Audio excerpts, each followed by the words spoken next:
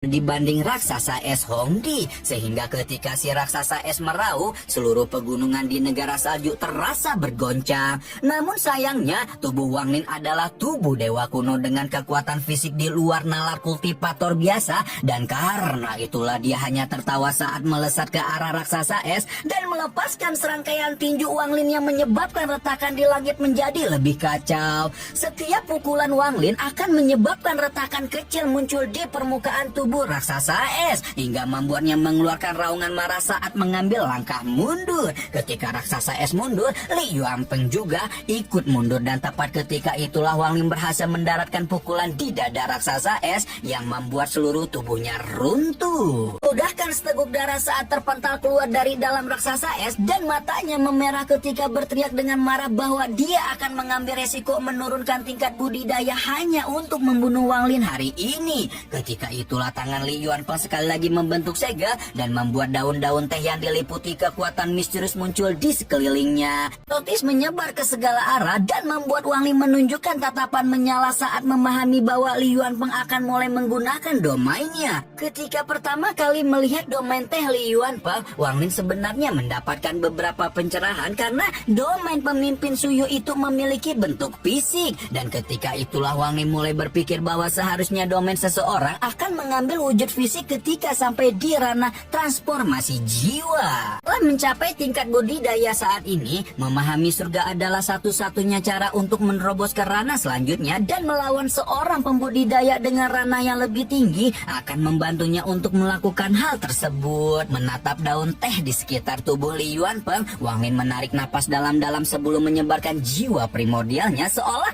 hendak memanggil sesuatu. Ketika itulah ruang yang sudah disegel oleh Li Yuanpeng membentuk celah terbuka sebelum kemudian meludahkan sebuah gulungan raksasa yang merupakan wujud upgrade dari domain hidup mati miliknya. Lin berdetak kencang ketika 3 bintang dengan cepat memenuhi ruang di antara kedua alisnya dan memunculkan sosok raksasa yang mengulurkan tangan untuk meraih gulungan. Adegan aneh ini menyebabkan Li Yuanpeng menatap langit dengan tercengang, karena meskipun dia tahu sejak awal bahwa domain Wang Lin bukanlah domain sembarangan, dia masih tidak siap dengan perubahan ini. Tanpa memberikan waktu bagi Li Yuanpeng untuk bersiap, raksasa itu mengguncang gulungan reinkarnasi dan menyebabkan sejumlah besar gas abu-abu keluar sebelum berubah menjadi sosok ilusi yang menyerbu ke arah Li Yuanpeng. Ketika hati Li Yuanpeng bergetar, di mana perasaan bahaya seperti ini pernah dia rasakan ketika dikejar oleh domain Guntur Suntai. Namun Li Yuanpeng segera menyadarkan dirinya sendiri dan mengingat bahwa Li Yuanpeng adalah ahli transformasi jiwa tahap akhir, dan sebuah kemustahilan bagi Wang Lin memiliki kekuatan untuk menyamainya. Namun lagi-lagi Wang Lin membuat Li Yuanpeng tidak bisa berkata-kata ketika para sosok ilusi menabrak domain teh dan menghancurkannya hingga membuat sang kepala negara salju meludahkan darah sekali lagi dengan tubuh gemetar. Li Yuanpeng gemetar karena sekarang dia yakin bahwa Wang Lin memang tidak berada di tahap akhir transformasi jiwa, melainkan sudah berada di ranah yang sama dengannya. Hal ini membuat Li Yuanpeng menjadi gila ketika menggunakan energi spiritual surgawi untuk mengeluarkan 2 lonceng perunggu misterius, di mana 2 lonceng itu adalah kartu as rahasia yang ia simpan selama bertahun-tahun.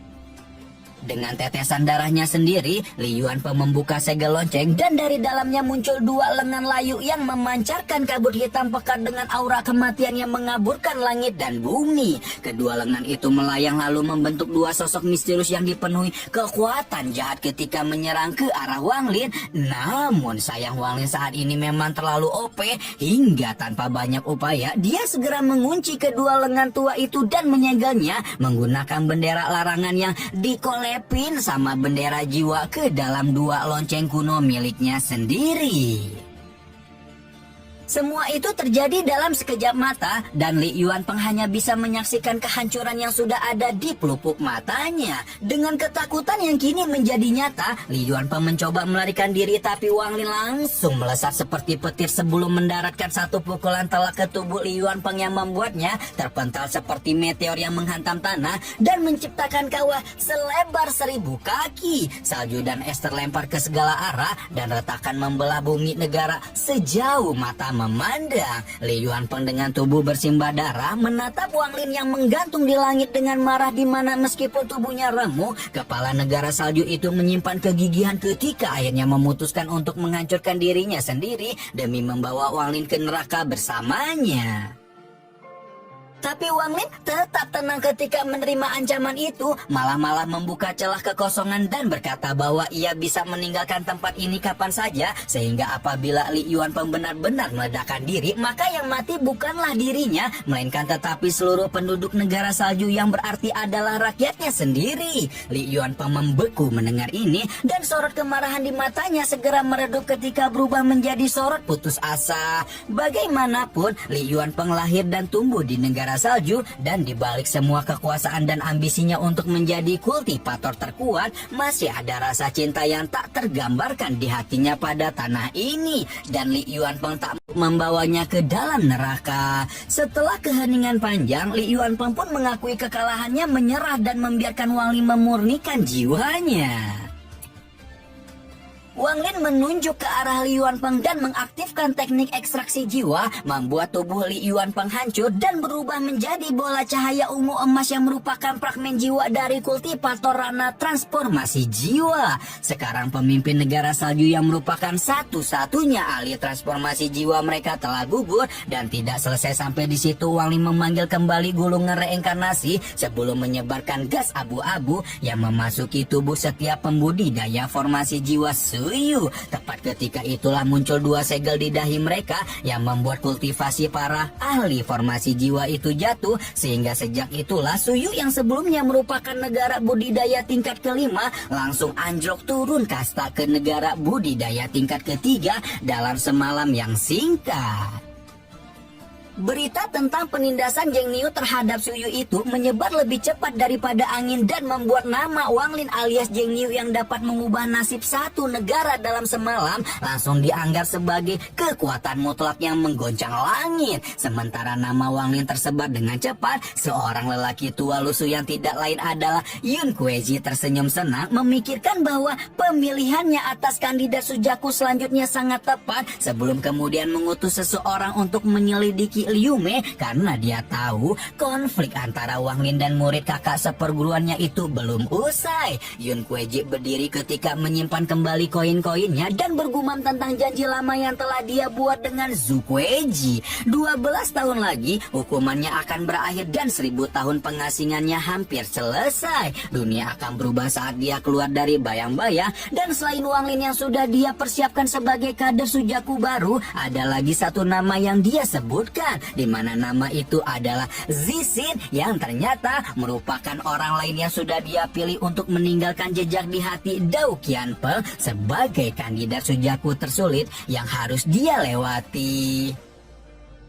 Sementara itu, orang yang disebutkan Yun Kueji alias Qianpeng sedang berdiri dalam diam di Gunung Sujaku ketika menghancurkan giok transmisi suara yang baru saja memberitakan kematian Li Yuanpeng. Matanya bersinar dingin ketika menyebut bahwa membunuh Li Yuanpeng bukanlah prestasi besar, dan apabila Wang Lin ingin menjadi lawannya, ia harus membunuh leluhur klan setan raksasa terlebih dahulu. Lebih dari itu, Qianpeng memiliki rencana lain terasa akan lebih seru ketika kemudian berbalik untuk melihat Hongdi yang berdiri diam di belakangnya. Sebelum bertanya apakah sang kupu-kupu merah ingin melawan Wang Lin sekali lagi, langit berubah mencekam dan seolah dunia tahu meski satu perang belum selesai, badai yang lebih besar sedang menyusun awan dan menunggu Wang Lin di cakrawala. Mantap, emang OP lah Wang Lin. Sekarang Li Yuanpeng sudah tamat, tinggal leluhur klan iblis raksasa Siwang yang perlu dikasih paham nih. Tapi Qianpeng sudah menunggu Wang Lin, entah apa yang dia rencanakan. Kira-kira apa yang akan Wang Lin lakukan setelah ini, dan rencana seperti apa yang disusun oleh Qianpeng untuk memulai peperangannya dengan Wang Lin. Mampukah Yun Kueji melindungi kandidat yang telah dia pilih untuk diadu sebagai calon Sujaku selanjutnya? Gimana lanjutnya nih guys?